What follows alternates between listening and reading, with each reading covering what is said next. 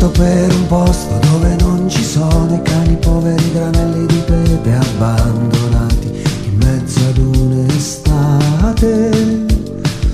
Un posto dove non ci sono vecchi soli che amavano molto la moglie, tengono i nipoti in un portafoglio di foto ciancicate, dove gli uccelli tagliano l'autunno e l'aria non si rompe in uno sparo,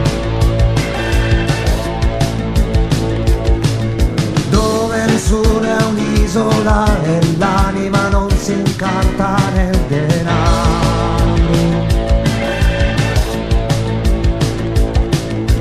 dove la paura non passa più nei nostri occhi di conigli e non c'è più da scavalcare nessun muro, dove i soldati tornano alle case e si accovacciano coi figli a colorare un cielo un po' più largo di futuro.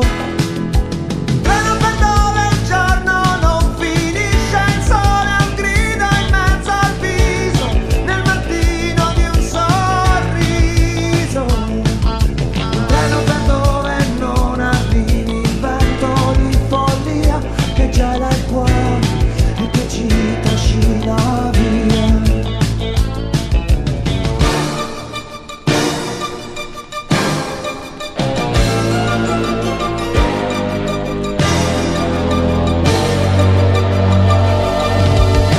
Senza le borgate, calci e polveroni, bucate da 1000 finestre uguali che si mangiano la campagna, dove non c'è più attesa ma un lavoro da sputare nelle mani, dove il tempo inganna gli orologi e questa corsa assurda per domani,